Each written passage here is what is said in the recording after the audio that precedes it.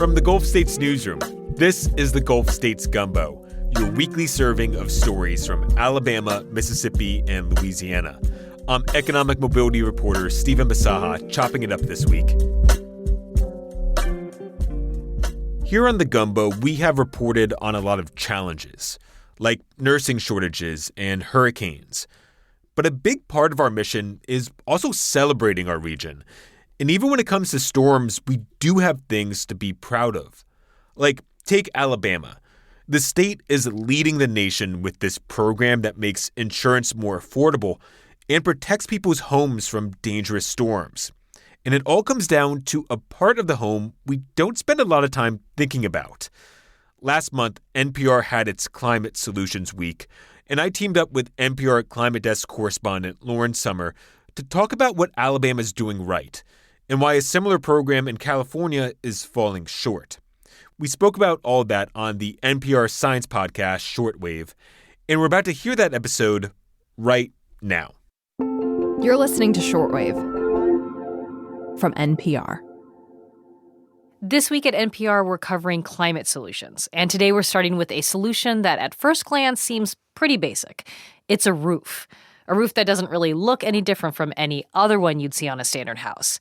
And here today to explain why it's special is Lauren Sommer from NPR's Climate Desk and Stephan Bisaha from the Gulf States newsroom. Hey.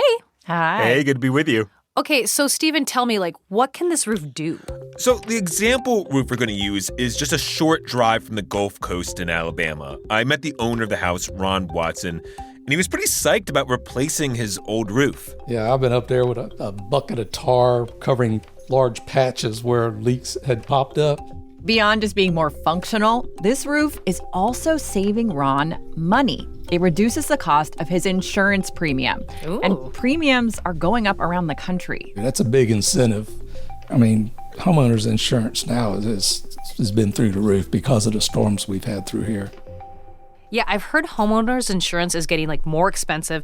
It's also harder to get across the country. So how will this roof save him on his insurance? So, the Gulf gets a lot of hurricanes. We're heading into hurricane season right now. Those hurricanes are getting more intense as the climate gets hotter. Yeah. And in those powerful winds, roofs get torn right off of houses. So Watson recently got a new strengthened roof specifically designed with those home-wrecking storms in mind. Watching them do it, I realized, man, all the ones I had done before wasn't near as good as this one is. And since it's less likely to be damaged, his insurance company gives him a discount. Got it. So it's like a less risky roof. Yeah. And that means the insurance company doesn't have to charge as much for his insurance. Yeah, exactly. This is a program that Alabama pioneered, and it's starting to spread because there are millions of homes that are at risk from wildfires and storms, and states want to incentivize people to make their communities safer. But in some states, it's not going quite as well. And there are even bigger problems with insurance that these programs don't address. So today on the show, the insurance problem, how climate change is driving a crisis in home insurance, and how states are experimenting to find better solutions. I'm Regina Barber, and you're listening to Shortwave, the science podcast from NPR. So, Lauren, Stephan, you've reported on how states are trying to deal with two problems, home insurance and natural disasters. And these aren't just casual rainstorms, yeah? With climate change, storms are getting more extreme. Yeah, exactly. And the problem with these storms is they're basically a 1-2 punch for a house. Yeah, I talked to Kendall Duke about that. She's a contractor with Fortified Exteriors, which installed Ron's roof. And I learned that first punch comes from high winds. If your roof starts going, even just a couple shingles, it's just kind of a ripple effect from there. You can hear all that rain, right? Yeah. Wow. Yeah. That's punch number 2. Once that roof gets damaged, the rain can get inside, and that starts to rot things from the drywall to the family photos. So what makes these roofs so much better at dealing with this 1-2 punch than a regular one? It's sitting on top of most American houses right now. Yeah, well, the idea was to counter that 1-2 punch. Alabama adopted this 1-2 defense. It is called a fortified roof. Basically, it's this construction benchmark for making roofs storm ready. Yeah, so first there's this waterproof stick-on layer. If for some reason a shingle does blow off, you're still not going to get water into your house because the roof underneath is fully sealed on the decking. So it's a really expensive waterproof sticker at the end of the day. Pretty much, yeah. And then there are these special nails with these ridges running down the side, and it makes them much more resistant to wind. And that's what Fortified Exteriors is installing on a home in Mobile. Yeah, I love a little home improvement, especially if I'm not doing it myself. Yeah, right. Is there any evidence these extra protections actually work, though? Yeah, Alabama's insurance department, they just released a study that looked into Hurricane Sally. And Sally made landfall along the Alabama coast as a level 2 hurricane in 2020. And so compared to, those standard roofs, the ones that were fortified did a lot better. Homeowners with those special roofs filed fewer claims, and the claims they did file were for less damage. The exception to this was damage from fallen trees. I mean, installing a new roof is already pretty expensive, like even before adding the waterproof layer, these special nails. Like, how does Alabama get people to actually switch to this fortified version? Well, a big one for homeowners are these grants that they could get from the state. They cover up to $10,000 for the cost of a fortified roof. These grants get handed out every 3 months, and I've heard lots of stories from homeowners sitting at their computer, hitting refresh until the application opens, kind of like a Taylor Swift ticket drop. Wow. I mean, $10,000, you're going to wait for it.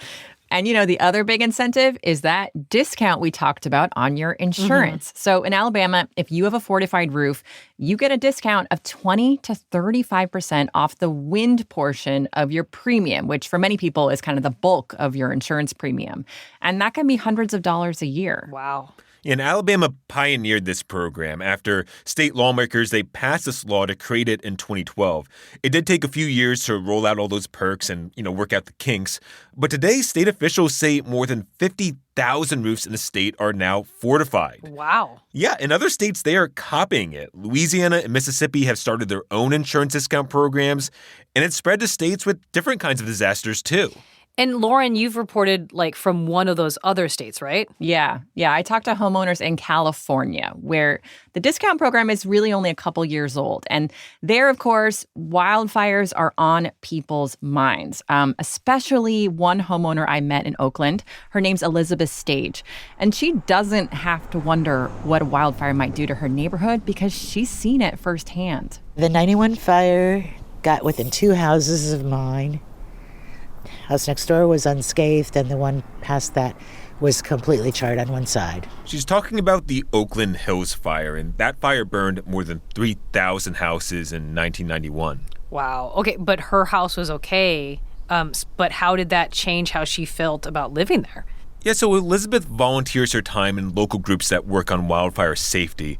But it was really only a few years ago when she started thinking about her own home because she had maintenance projects that needed doing. And with each of them, there were ways she could make better choices for wildfire risk. The deck used to be made out of redwood. It was really pretty, high maintenance, but pretty.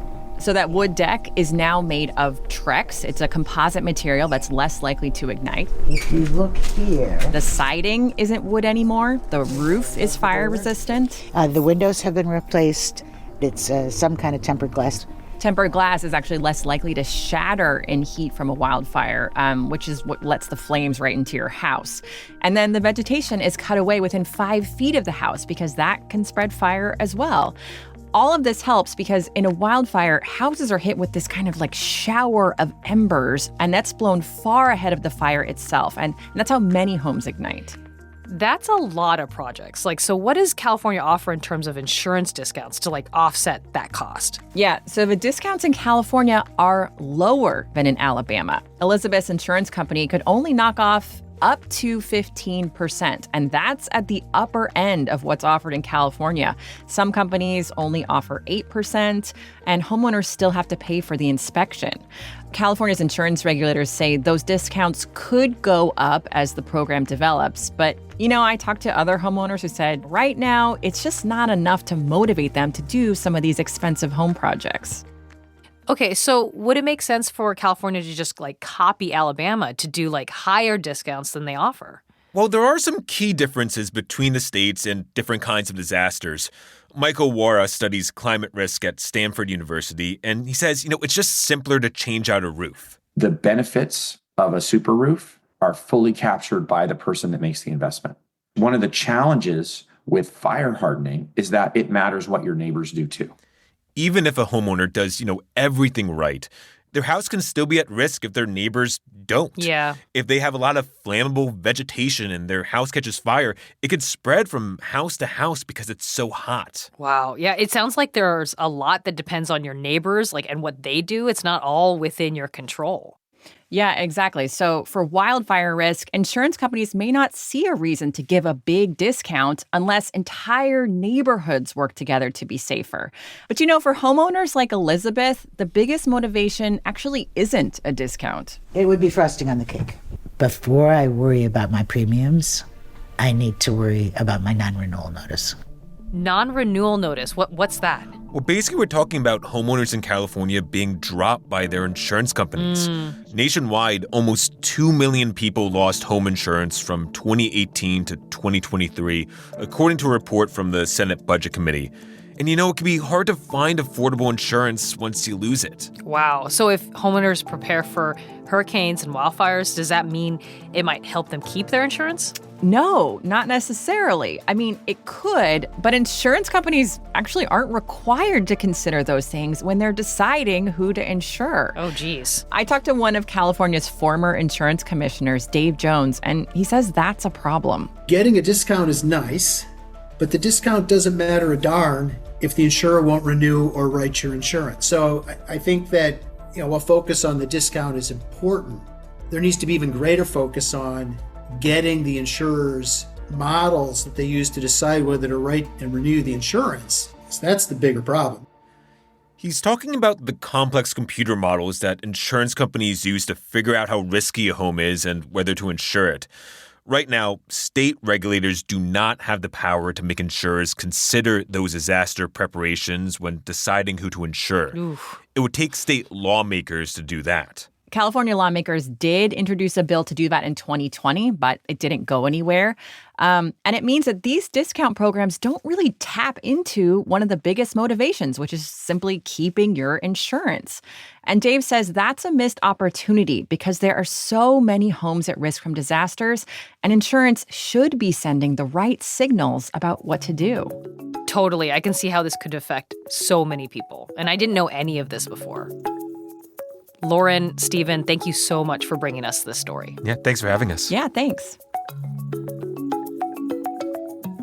Before we head out, a reminder that this story is part of a whole week of stories NPR is reporting out about climate change solutions for living and building on a hotter planet. Check out the link to the series in our show notes. Also, if you liked this episode, follow us on the NPR app or wherever else you get your podcasts. This episode was produced by Hannah Chin and edited by our showrunner, Rebecca Ramirez. Tyler Jones checked the facts. Kwesi Lee was the audio engineer. I'm Regina Barber. Thank you for listening to Shortwave from NPR.